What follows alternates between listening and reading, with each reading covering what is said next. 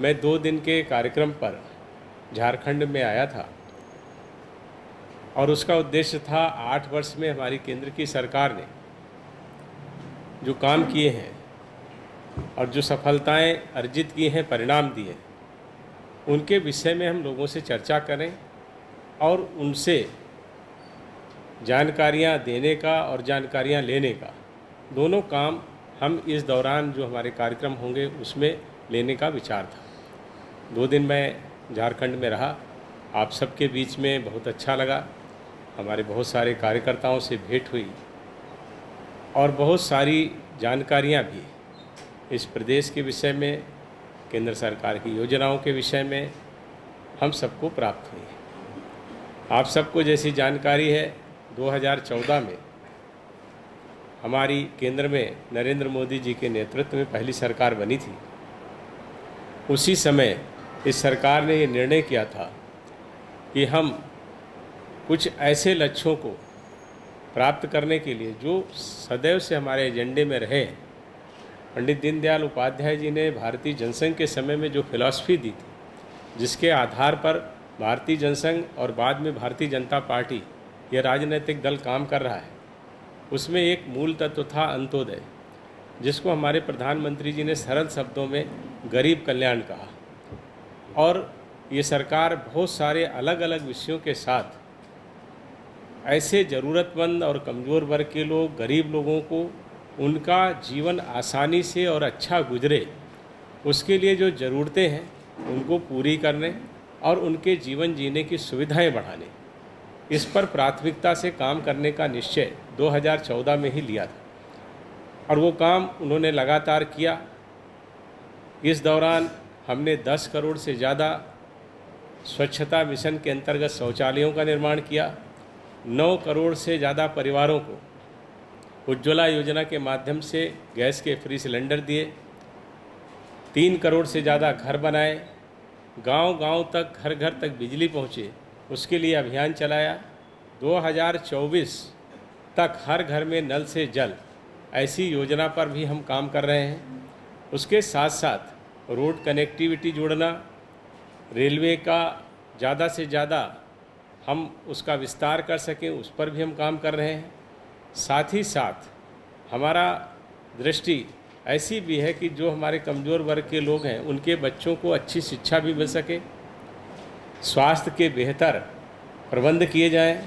और इन सब के पीछे जो हमारी सरकार 2014 में उद्देश्य लेके चली थी, उनको पूरा करने के साथ साथ लोगों की सुविधाएं बढ़ाना, ये हमारा उद्देश्य था, जिसमें निश्चित रूप से 8 साल में हमारे प्रधानमंत्री जी के नेतृत्व में हमारी सरकार ने बहुत अच्छे परिणाम दिए हैं। उसी का उत्सव या उसका आप कह सकते हैं समारोह हम पूरे देश में मना रहे हैं। उसी क्रम में मुझे रांची आने का अवसर मिला, आप सबके बीच में बात करने का अवसर मिला, उसी क्रम में मैं आया था। इस दौरान आपने देखा होगा कि इन 8 वर्षों में देश ने न केवल तरक्की की है, देश के लोगों को अच्छा जीवन जीने का अवसर हमने दिया है, उनके जीवन में सकारात्मक परिवर्तन हुए हैं। उसके साथ साथ देश की अर्थव्यवस्था मजबूत हुई है, भारत आत्मनिर्भर बनने की दिशा में आगे बढ़ा है और कोविड जैसी विश्वव्यापी महामारी, जो विश्व युद्ध के बाद, द्वितीय विश्व युद्ध के बाद सबसे बड़ी चुनौती पूरी दुनिया के सामने थी, उस दौरान भी हमारे प्रधानमंत्री जी ने जिस तरह से काम किया, कोविड को नियंत्रण किया, उसके साथ ही जो हमारे पास उपलब्ध उस समय संसाधन थे, हमारे पास किट नहीं थी, टेस्टिंग किट नहीं थी, लेबोरेटरी नहीं थी और वैक्सीन की तो बात भारत में उस समय सोची भी नहीं जा सकती थी। हमारे प्रधानमंत्री जी ने उस दौरान जब हमने ये काम शुरू किया, पूरे देश में केवल एक ऐसी प्रयोगशाला थी जिसमें कोविड की जांच हो सकती थी। आज 2500 से ज़्यादा हमने ऐसी टेस्टिंग लेबोरेटरी बनाई है। साथ ही साथ हम अपनी किट बनाते हैं स्वयं, जिससे टेस्टिंग हो पा रही है। उसके साथ ही वैक्सीन, जिस पूरे दुनिया में सारे देश इसकी खोज में लगे हुए थे, रिसर्च कर रहे थे, लेकिन हमारे प्रधानमंत्री जी ने बहुत निरंतरता से प्रयास किया और उसका परिणाम ये रहा कि हमने न केवल वैक्सीन अपनी बनाई, हमने 190 करोड़ लोगों को वैक्सीनेट किया और उसके साथ साथ 100 से ज़्यादा देशों को हमने वैक्सीन दी है, अपने देश में निर्मित वैक्सीन दी है। ये आत्मनिर्भर भारत की एक बड़ी मजबूत पहचान है। इस दौरान जब कोविड का काल था, अर्थव्यवस्था पर बहुत सारे लोग प्रश्न चिन्ह उठा रहे थे, लेकिन भारत की अर्थव्यवस्था लगातार गतिमान रही। आज भी हम दुनिया में सबसे जो तेज़ी से बढ़ रही अर्थव्यवस्थाएं हैं उनमें से एक है। यूक्रेन का संकट आया, उस दौरान भी आप सब ने देखा होगा कि जिस तरह से पूरी दुनिया 2 हिस्सों में बँट गई, भारत एक तीसरी ताकत के रूप में खड़ा हुआ और हमने अपनी विदेश नीति को किसी से प्रभावित नहीं होने दिया। हमने जहाँ पर जो उचित बात थी उसको कहा। आपको याद होगा कि जब अमेरिका में विदेश मंत्री अमेरिका के साथ में बैठे हुए थे और उन्होंने इस बात को कहा था कि भारत को एक तरफ अपना मत देना चाहिए और डीजल की जो हमारी जो ईंधन की खरीद होती है पेट्रोलियम पदार्थों की, उसके ऊपर का उसको रोक लगाना चाहिए। हमारे विदेश मंत्री ने वहीं पर 2 टूक जवाब दिया था कि आप पहले यूरोप की चिंता करिए, हम जो खरीदते हैं वो हम खरीदते हैं, पहले आप यूरोप का रोकिए। और दूसरी बात उन्होंने कही थी कि जब अफ़गानिस्तान में इस तरह की परिस्थितियाँ थी तब आप लोग कहाँ थे, तब आप लोगों ने किसी ने इस तरह के मत को नहीं व्यक्त किया। इसलिए हमारी स्वतंत्र विदेश नीति है। हमने अपने लोगों को जहाँ संकट हुआ, चाहे यूक्रेन हो या अफ़गानिस्तान, दोनों जगह पर मदद दी और उसके साथ ही साथ अन्य देशों को भी जो संकट में आए उनको भी मदद देने का काम किया है। जहाँ रक्षा क्षेत्र की बात है, रक्षा क्षेत्र में भी हम आत्मनिर्भर बन रहे हैं। हम अपने यहाँ बहुत सारी चीज़ों का निर्माण प्रारंभ कर चुके हैं। जो विदेशी कंपनियों से भी हमारे ऐसे करार हो रहे हैं जहाँ पर हम रक्षा तंत्रों को निर्मित करने या उनको परचेज करने की बात कर रहे हैं, वहाँ पर भी हमने ये स्पष्ट रूप से कहा है कि उनका निर्माण भारत में ही होगा।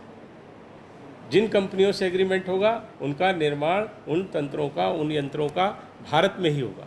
उसके अलावा अर्थव्यवस्था के साथ साथ आपने देखा होगा कि हमारा जो गृह मंत्रालय है, गृह मंत्रालय ने इस दौरान, चाहे वो कोविड का समय रहा हो या उससे पहले का पूर्वोत्तर के क्षेत्र हो जहाँ जनजाति, हमारा जो वाम मोर्चे से प्रभावित हमारे जो उग्रवादी संगठन हैं, इन सभी जगहों पर हमने काम किया है और सब में सफलता पाई।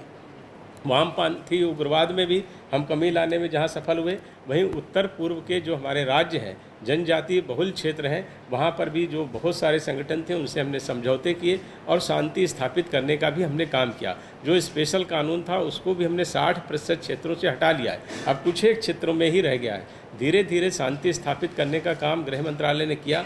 उसके साथ साथ जो ड्रग स्मगलिंग होती थी सीमाओं से, उसको रोकने में हमारे अर्धसैनिक बलों ने महत्वपूर्ण भूमिका उसमें निर्वहन की है। देश की सुरक्षा में हमारे जो अर्धसैनिक बल लगे हैं उन्होंने वहाँ पर काम किया। उसके अलावा कोविड के दौरान गृह मंत्रालय ने फिर से स्थितियाँ सामान्य हों उसके लिए भी काम किया। और हमेशा जब ये प्रश्न उठाया जाता था कि जम्मू कश्मीर भारत का हिस्सा है या नहीं है, उस सारी शंकाओं का समाधान हमने धारा 370 और 35 से हटा करके हमारे गृह मंत्री जी ने उसको भी समाप्त किया। नागरिकता संशोधन विधेयक भी हम लाए, नई शिक्षा नीति भी हम लेकर के आए, किसानों के लिए भी हम कानून लेकर के आए।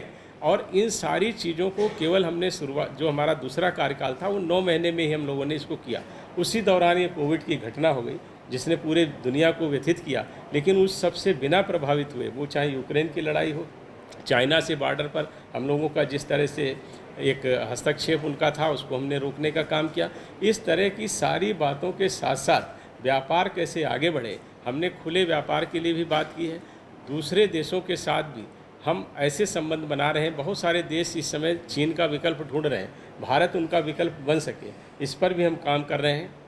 हमने एशिया पैसिफिक के रूप में 13 देशों का एक नया संगठन बनाया है, क्वाड का संगठन है, G20 में हम शामिल हैं। इन सारी चीज़ों को लेकर के विदेशों में भी भारत की छवि अच्छी हो, अर्थव्यवस्था अच्छी हो, भारत की सीमाएं सुरक्षित हों और उसके साथ साथ भारत के सभी लोग सुखी हों, भारत की अर्थव्यवस्था अच्छी हो और भारत की स्वतंत्र विदेश नीति हो।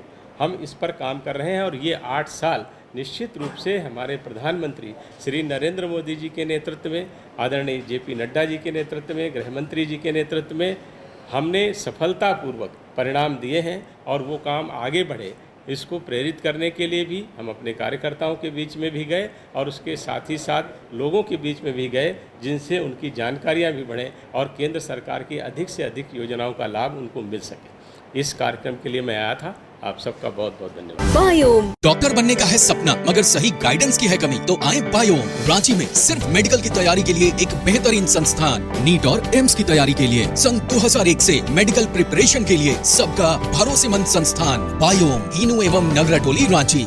thefollowup.in. Like, share, and subscribe. www.thefollowup.in